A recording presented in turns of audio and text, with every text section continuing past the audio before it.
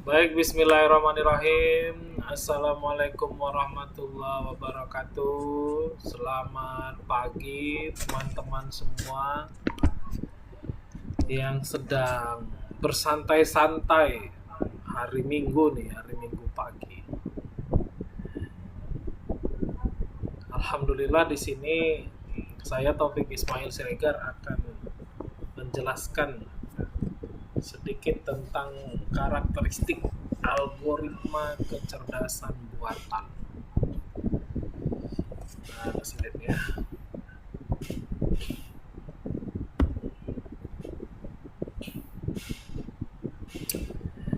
Yang pertama itu ada BFS.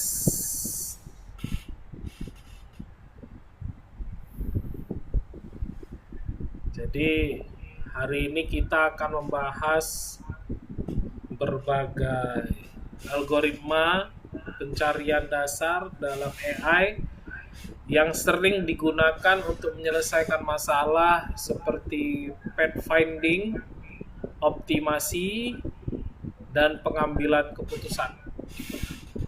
Algoritma-algoritma ini adalah fondasi dari sistem kecerdasan seperti robot navigasi, GPS, atau bahkan pencarian di game. Presentasi ini berdasarkan file PowerPoint yang sudah saya buat mencakup 11 algoritma utama, di mana untuk setiap algoritma saya akan jelaskan secara sederhana cara kerjanya, contoh nyata, dan perkembangan terkini dari jurnal dalam 5 tahun terakhir. Saya juga akan tampilkan ilustrasi gambar untuk memudahkan pemahaman serta kutipan jurnal langsung. Mengapa ini penting? Di era AI seperti sekarang, memahami algoritma ini membantu kita untuk membangun sistem yang lebih efisien, hemat memori, dan optimal. Jadi, mari kita duduk santai di hari Minggu ini dan kita mulai dari yang pertama. Breadth versus atau BFS. Breadth first search. Harus ini lagi nih, belajar bahasa Inggris. Ini kok suaranya double.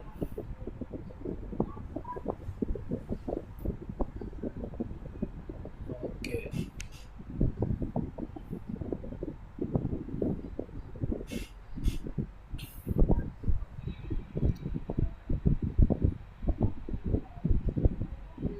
BFS, breed versus atau BFS adalah algoritma pencarian yang menjelajahi semua kemungkinan secara bertahap dari titik mulai, seperti gelombang yang menyebar dari pusat.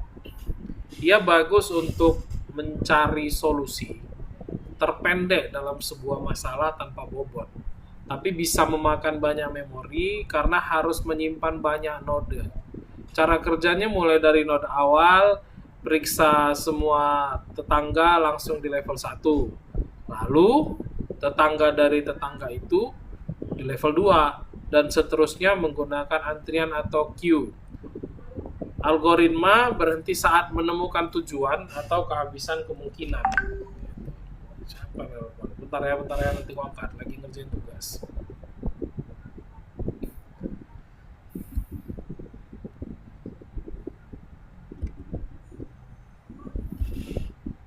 Contoh, bayangkan mencari jalan terpendek di labirin, mulai dari pintu masuk, jelajahi semua ruang terdekat dulu, baru ke ruang berikutnya, sampai temukan pintu keluar. Ini mirip mencari teman di media sosial, mulai dari profil Anda, lalu teman langsung, lalu teman dari teman. Gitu.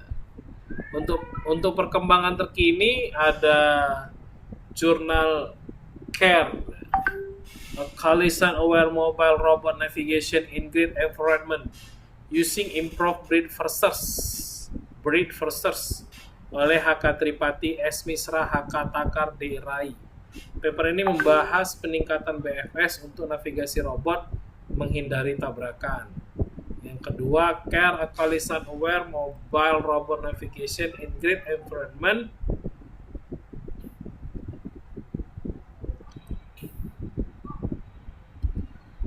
Using Improv Breed versus oleh HK Tripati S. Misra, HK Takar, daerah 2002. Paper ini membahas peningkatan BFS untuk navigasi robot menghindari tabrakan.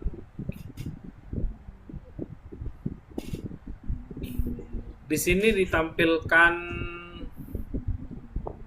jurnal yang membahas peningkatan BFS navigasi robot ya.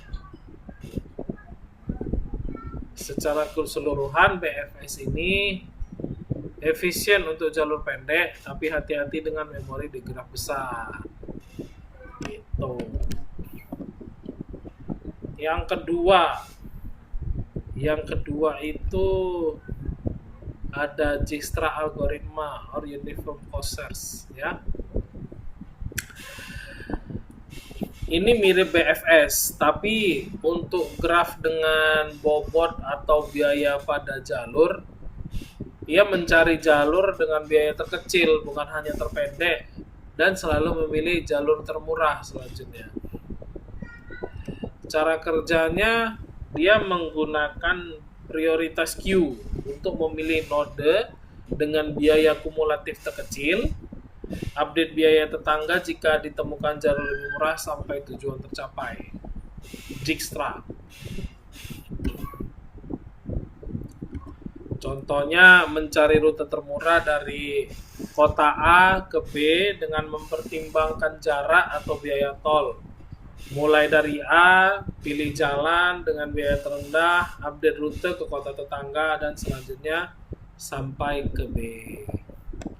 Dari jurnal terkini itu ada shortest path finding using modified Dijkstra algorithm with adaptive penalty function oleh S. Garg P. Devi tahun 2023 yang membahas modifikasi dengan fungsi penalti adaptif untuk jalur terpendek. Juga energi efisien routing in quantum flying ad hoc network atau QFNIT using Mamdani Fuzzy Inference Enhanced Dijkstra algorithm oleh A. Vivi Reddy yang mengintegrasikan fuzzy untuk efisiensi energi di jaringan kuantum. Gitu.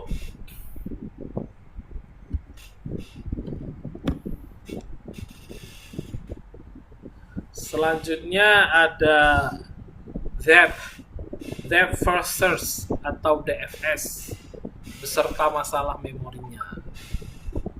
DFS ini menjelajahi satu jalur sedalam mungkin sebelum mundur dan mencoba jalur lain. Ia efisien memori karena hanya menyimpan jalur saat ini, tapi bisa stuck di jalur panjang tak berujung dan memakan waktu lama. Cara kerjanya menggunakan stack untuk mendorong node, jelajahi tetangga terdalam dulu, mundur, backtrack jika buntu, kemudian masalah memorinya itu di graf besar, stacknya bisa overflow jika terlalu dalam.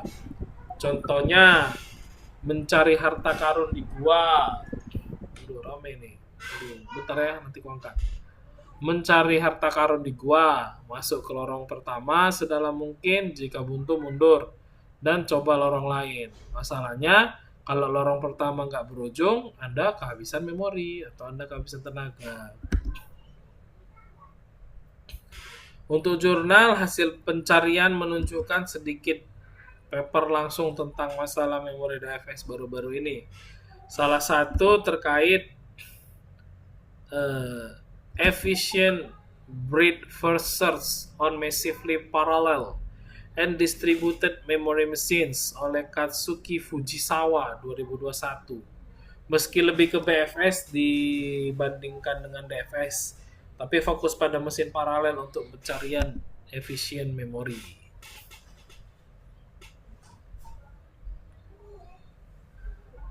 Selanjutnya, berikutnya itu ada Deep Limited and iterative depending search. Nah, Deep Limited ini atau DFS ya, sama ya. Deep Limited adalah DFS dengan batas kedalaman untuk hindari jalur tak berujung. Iterative Depending atau Deep Limited dengan tingkatan batas kedalaman secara bertahap, menggabungkan keuntungan antara DFS dan BFS. Cara kerjanya, Deep Limited ini DFS tapi berhenti di kedalaman maksimal. Iteratif mulai batas 1, naikkan sampai temukan solusi, ulangi pencarian. Contoh, cari kunci di rumah. Pertama, cari hanya di lantai 1, itu batas 1. Jika tidak ada, naik ke lantai 2, dan seterusnya. Hindari stuck di basement tak terujung. Jurnal terkini itu ada di Basis Path Testing of Iterative Depending Search.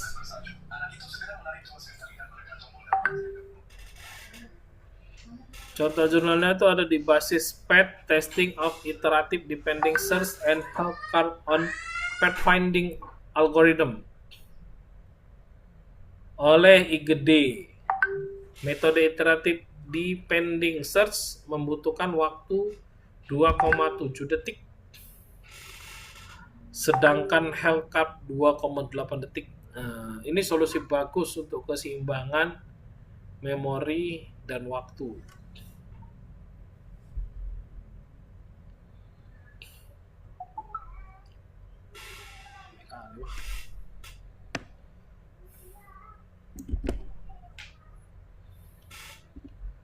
Selanjutnya ada bidirectional search, pencarian dari dua arah, mulai dari awal ke tujuan dan sebaliknya dari tujuan ke awal, bertemu di tengah untuk efisiensi. Cara kerjanya menjalankan dua pencarian, misalnya BFS secara paralel, satu maju, satu mundur, berhenti di jalur bertemu. Contohnya, dua orang cari satu sama lain di kota, satu mulai dari rumah, satu lagi dari tujuannya, bertemu di jalan tengah. Nah, itu lebih cepat daripada cuma satu orang saja. Jadi jurnalnya itu ada di Research Development in the Implementation of Bidirectional LSTM Deep Neural Network for Aircraft Operational Load Monitoring oleh Michael Condon tahun 2021. Aplikasi di pemantauan beban pesawat, juga Particle Swap Optimization, a survey of historical and recent developments with hybridization perspective oleh Saptrasi Sengupta tahun 2023 yang membahas hybrid dengan bidirectional search.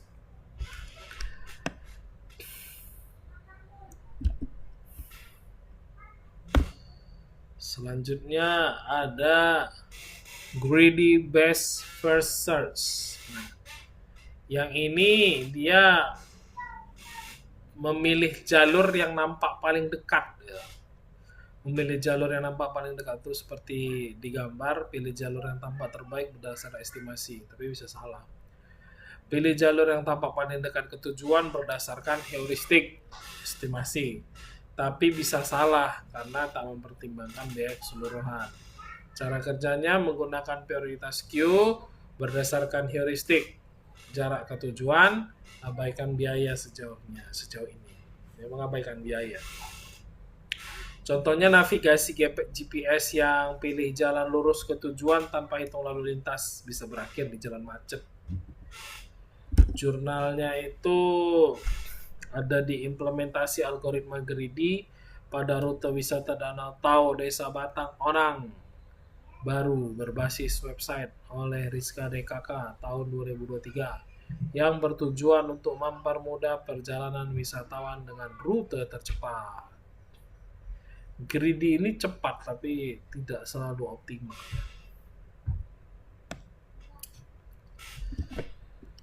Selanjutnya itu ada search, gabungan dari Greedy dan Dijkstra. Jadi di Gabungan Greedy dan Dijkstra ini algoritmanya pilih jalur terbaik berdasarkan biaya sejauh ini plus estimasi ketujuan dengan heuristic admissible. Cara kerjanya prioritas Q dengan Fn sama dengan Gn, biaya dari awal ditambah Hn, heuristik ketujuan. Optimal jika heuristik tak melebihi biaya asli. Contohnya GPS modern yang menghitung jarak plus estimasi waktu dan kemudian memilih rute optimal. Jurnalnya ada di Research Constrained Project Scheduling Problem, Review of Past and Recent Developments oleh Farnes Borzinpour tahun 2020. Review perkembangan termasuk algoritma A di scheduling. Algoritma ini adalah standar emas untuk pathfinding. Selanjutnya ada source contours. Ini algoritmanya menggunakan teknik visualisasi atau batasan pencarian di ruang masalah, seperti kontur elevasi di peta untuk identifikasi area potensial solusi. Cara kerjanya gambar kontur berdasarkan nilai fungsi, misalnya biaya, fokus pencarian di kontur tertentu untuk efisiensi. Contohnya itu dioptimasi, seperti mencari titik terendah di pegunungan, ikuti kontur ketinggian untuk navigasi.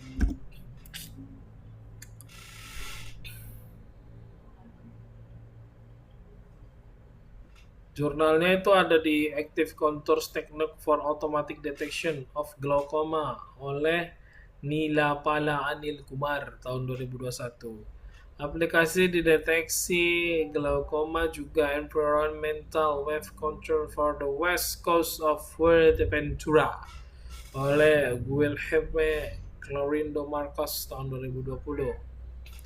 Visualisasi area pencarian seperti ini berguna untuk masalah kontinu.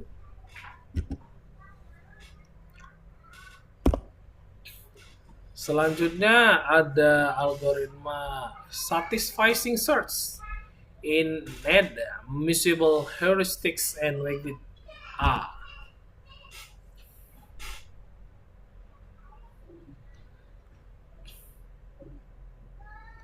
Cara kerjanya weight A itu menggunakan rumus tadi Fn sama dengan Gn tambah W kali Hn, W lebih besar pada 1 untuk memprioritaskan heuristic inadmissible, heuristic overestimate untuk solusi cepat. Contohnya cari restoran dekat, pilih yang tampak bagus, cepat, bukan terbaik mutlak, tapi hemat waktu. Jurnalnya itu ada di Heuristic Satisfying Inferential Decision Making in Human and Robot Active Perception oleh Hyung Chen DKK tahun 2024 menggunakan masalah perburuan harta karun untuk model perspektif aktif. Jadi dari gambar ini tuh cari solusi cukup baik dengan estimasi berlebih untuk kecepatan, cocok untuk situasi waktu terbatas.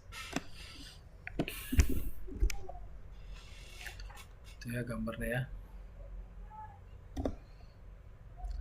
Selanjutnya ada algoritma Memory Bounded Search, algoritma yang batasi penggunaan memori seperti SMA atau IDEA. Cara kerjanya menggunakan batas memori, buang node, kurang menjanjikan jika penuh, atau ulangi dengan batas.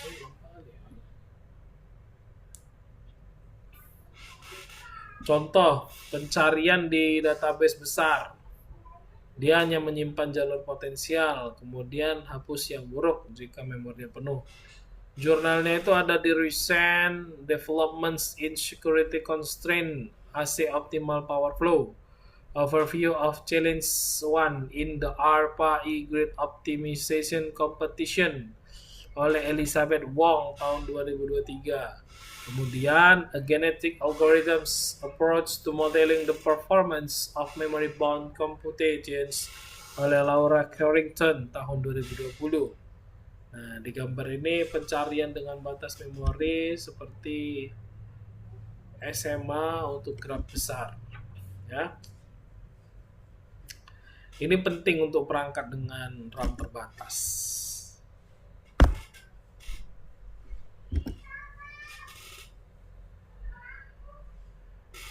Kemudian yang terakhir itu ada algoritma bidirectional heuristic search and closing. Nah, di sini ya. Versi bidirectional dengan heuristik untuk estimasi kedua arah lebih efisien di ruang pencarian besar. Cara kerjanya menjalankan dua pencarian heuristik maju dan mundur, menggunakan heuristik untuk pandu dan bertemu di tengah. Contoh, mencari jalur di peta besar, estimasi dari awal dan tujuan untuk mempercepat pertemuan. Jurnalnya di sini ada di A Bidirectional LSTM Deep Learning Approach for Intrusion Detection oleh Lia Kanani tahun 2021. Juga a heuristic information retrieval study and investigation of method for enhanced searching of distribute data object exploiting bidirectional events oleh Panagoitis Petratos tahun 2002. Nah, di gambar ini bidirectional dengan estimasi di kedua arah untuk efisiensi. Itulah 11 algoritma utama. Untuk kesimpulan algoritma-algoritma ini adalah building blocks AI dari yang sederhana seperti BFS hingga canggih seperti A. Ini apa bintangnya? Dijkstra. Kemudian perkembangan jurnal menunjukkan aplikasi di robotika, jaringan, dan kesehatan. Terima kasih telah menonton. Jika ada pertanyaan, boleh komentar di bawah. Sampai jumpa. Assalamualaikum warahmatullahi wabarakatuh. Salam sehat, salam semangat untuk kita semua. Terima kasih.